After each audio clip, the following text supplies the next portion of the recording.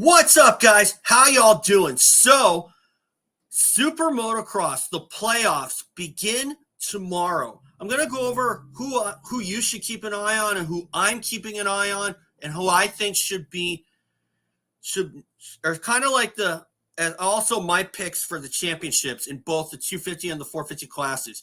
But before I do that, guys, remember, subscribe, helps the algorithm, helps me out. I want to keep my monetization status. I am very close to 11,100 subscribers, and I hope to get there soon. With that being said, remember, as I said, subscribe. Let's get into this. I'm going to put up my banner here. Who should you keep an eye on for the 250 class? Now, I will say this, though. I have my picks for the 250 championship in Super Duper. I have it between Haiden, Deegan, and Hymas. With an honorable mention to Tom Vialle, because I'm going to go over this. Because why do I have it between Deegan and Hymas? Deegan, obviously, because he is the reigning 250 motocross champ and reigning Super Duper champ from 2023. And last year they hit a home run, and I didn't see anything that they could do better, that needed improvement. So I think they covered every corner last year. And as for why I have it between Deegan and Hymas, obviously I mentioned Deegan as the reigning champ of motocross and last year's Super Duper, the playoff series. But I also have it between Hymas as well, because the way that he was riding was a lot better than a lot of guys may have anticipated. And that's why I'm kind of putting my money on either one of the two. I think it's going to be a battle between both of them. And I have and one thing about Hymas is that, like RJ Hampshire, he doesn't cheat you on effort at all. And I know that Cooksey has said that numerous times about Hampshire. And of course, I think that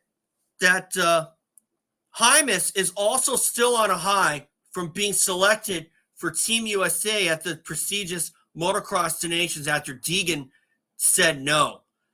But of course, now that we know why Deegan said no, that he's getting some hardware removed from his wrist, now you don't have to kind of throw him under the bus, so to speak. I mean, did I throw Deegan under the bus for declining going to the Nations? No, absolutely not. But I was a little disappointed, not going to lie to you. Okay?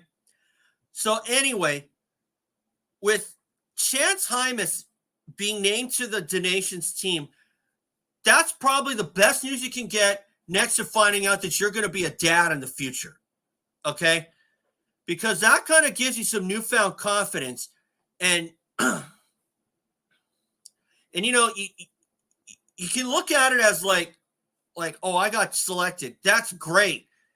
And, when you get I can remember when someone is being selected. I can remember when Mike Brown was going to be a new dad in 2003.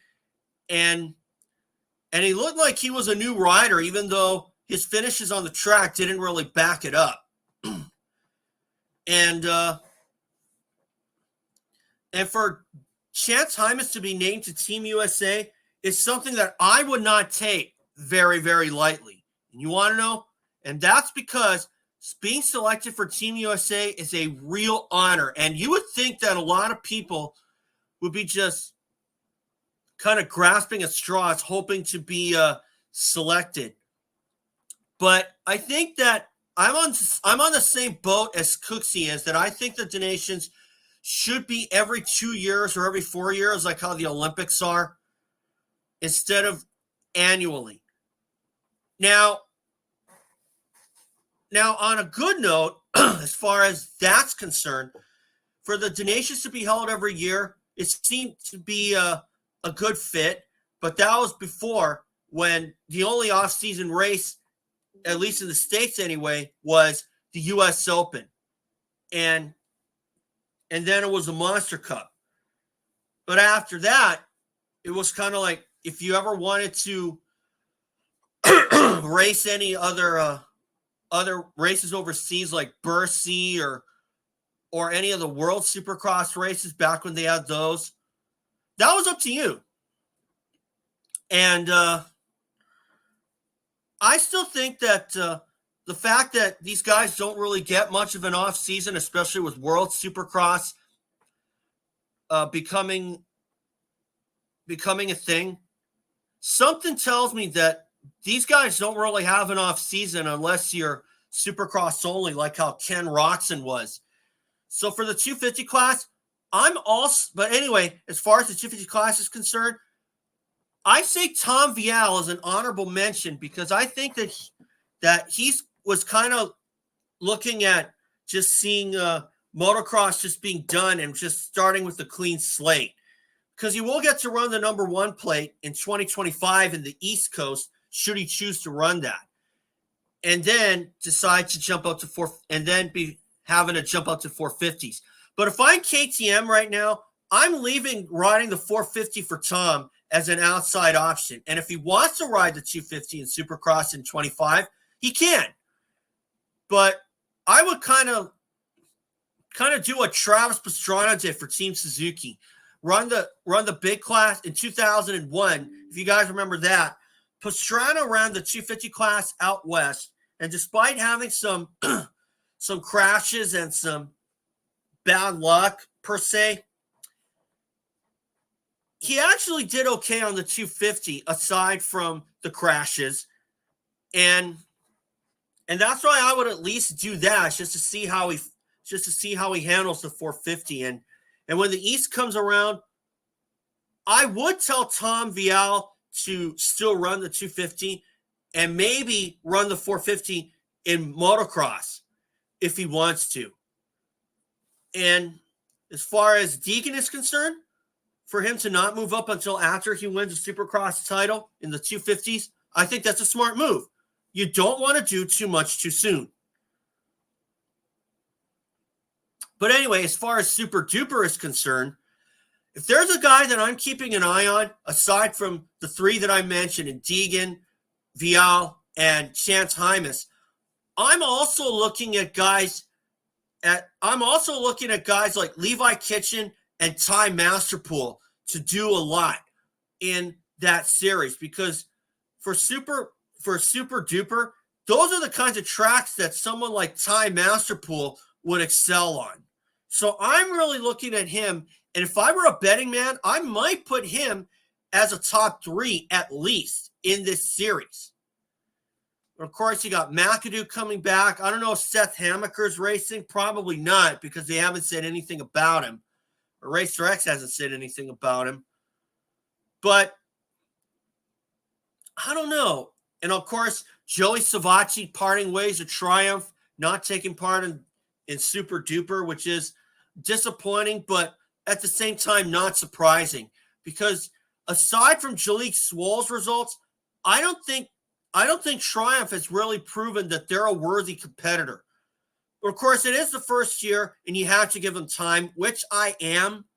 But as of right now, I don't really think they're proving themselves as a title contender. But of course, everything should be null and void because this is their first year. So just give them time, which is what I'm doing. Okay?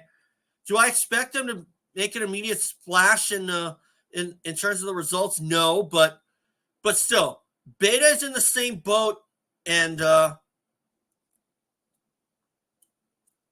obviously, and Ducati is going to be in the same boat sooner or later. So don't sleep on them.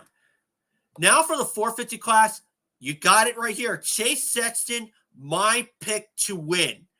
I'm picking Sexton for the whole kit and caboodle because of the way that he rode towards the end of motocross. When Jett Lawrence bowed out, Chase Sexton was able to win out the rest of the season, aside from losing a moto here and there.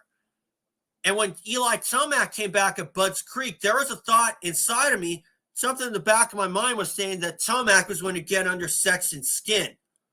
But he didn't. And Tomac is riding like the same Eli Tomac we saw all throughout 2024. Not outstanding. Quiet, but not outstanding. Okay? So, what I'm looking for, I do expect Eli Tomac to have some better results, but I would probably put him for third at best. Okay? And I got Jett Lawrence as my outside pick if something goes wrong with Chase Sexton. But as of right now, I'm putting Jett Lawrence as second place in the final standings because he's coming back from injury. Now, other guys you should also keep an eye on, of course, Hunter Lawrence, because he did some really good. He did good on the 450. He won a couple motos, but not an overall. Aaron Plessinger, another guy who you should not consider as the sleeper or as a sleeper, but more like the underdog. And I think that should give him some kind of motivation to at least be in the top 3. I'll probably put him 4th though at best. Justin Cooper, you can't leave him out of your radar. I'm certainly not doing that with my radar. And another guy, Dylan Ferrandis, would probably be doing okay, because those are the kinds of tracks that I'm sure someone like him would be accustomed to, with it being a hybrid, with SuperMotocross being a hybrid between motocross and supercross. And I like to think that these track designs are going to be good. We are going to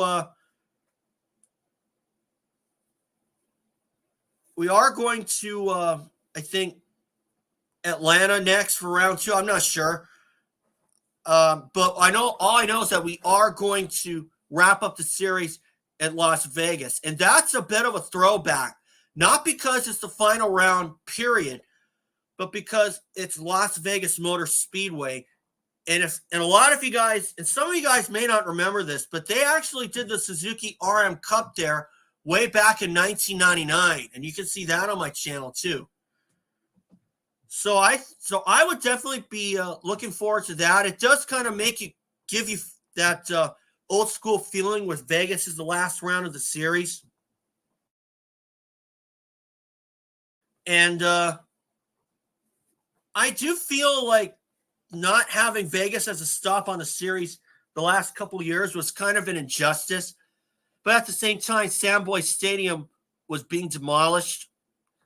And now now Allegiant Stadium is built. And now that's not even a stop on Supercross anymore. And I think it should. And I think it should be. So anyway, guys, that's all for today. And remember, subscribe, and we'll see you all after Charlotte is completed. You will see recaps after all 3 races.